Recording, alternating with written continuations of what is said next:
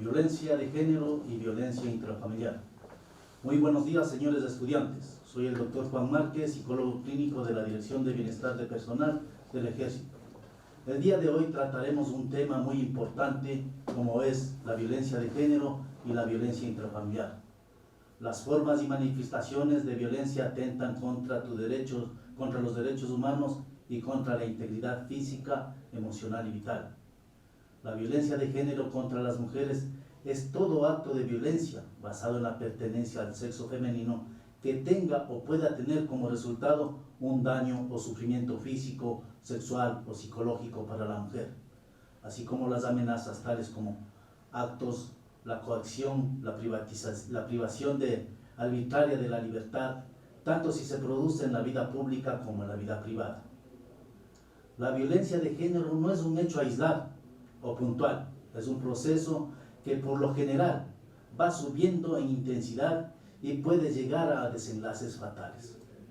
La violencia de género puede empezar con acciones que te hacen sentir humillada, que te llevan al aislamiento, a tener una baja autoestima cuando te gritan, te insultan, te agreden, no te están demostrando afecto o consideración, te están violentando y no debes sentirte responsable o culpabilizarte de esas formas de violencia. El artículo 155 de la violencia contra la mujer o los miembros de la familia, del núcleo familiar, se considera violencia a toda acción que consiste en el maltrato físico, psicológico o sexual ejecutado por un miembro de la familia en contra de la mujer o demás integrantes del núcleo familiar.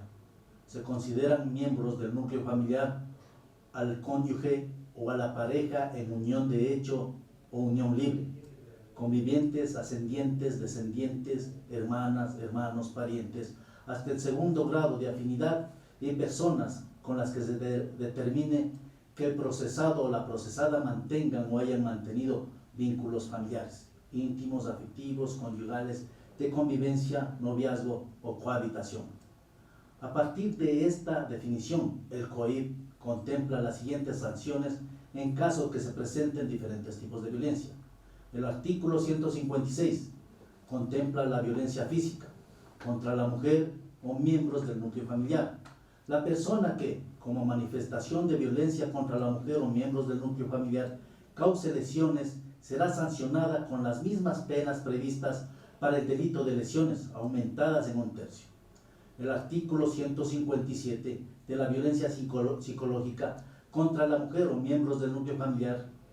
La persona que, como manifestación de violencia contra la mujer o miembros del núcleo familiar, cause prejuicio en la salud mental por actos de perturbación, amenaza, manipulación, chantaje, humillación, aislamiento, vigilancia, hostigamiento o control de creencias, decisiones o acciones, será sancionada de la siguiente manera. Si se provoca daño leve que afecte a cualquiera de las dimensiones del funcionamiento integral de la persona en los ámbitos cognitivo, afectivo y físico, de comportamiento y de relaciones interpersonales, que causen un impedimento en el desempeño de sus actividades cotidianas, será sancionada con pena privativa de libertad de 30 a 60 días.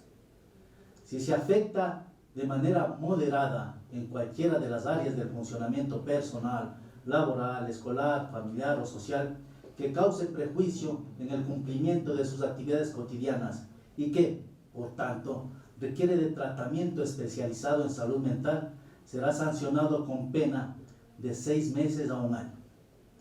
En cambio, si se causa un daño psicológico severo, que aún con intervención especializada de un psicólogo clínico, un terapeuta o un psiquiatra, no se ha logrado revertir, será sancionada con pena privativa de libertad de 1 a 3 años. En el artículo 158, la violencia sexual contra la mujer o miembros del núcleo familiar, la persona que, como manifestación de violencia contra la mujer o un miembro del núcleo familiar, se imponga a otras y le obligue a tener relaciones sexuales u otras prácticas análogas, será sancionada con penas previstas en delitos contra la integridad sexual y reproductiva. El artículo 159 de violencia contra la mujer o miembros del núcleo familiar, la persona que hiera, lesione o golpee a la mujer o miembros del núcleo familiar causándole lesiones o incapacidad que no pase de 3 días, será sancionada con pena privativa de libertad de 7 a 30 días.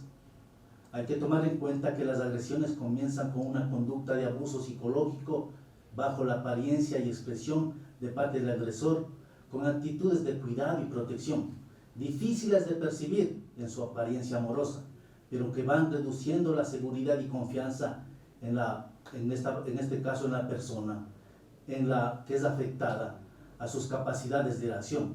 Un ejemplo son los celos, la vigilancia, la censura sobre la ropa, las amistades o actividades, el control de los horarios, las salidas fuera de casa, entre otras. En este periodo se incrementa la pérdida de autoestima, de seguridad personal, de manera que es difícil interiorizar el riesgo que corre la víctima.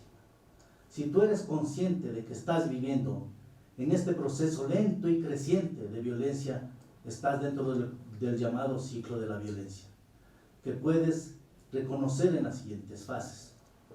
La fase de tensión o acumulación se caracteriza por un aumento gradual de la tensión, durante la cual la irritabilidad de tu pareja va en aumento, sin motivo comprensible y aparente. Generalmente ocurren incidentes de agresión menores que crees poder manejar de diferentes formas, calmándolo, complaciéndolo, apartándolo, para evitar que la tensión aumente.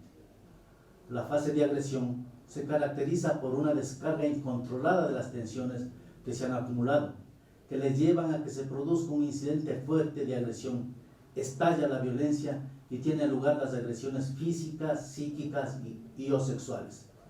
La fase de calma o remisión, en esta fase denominada también de luna de miel, desaparece la violencia y la tensión.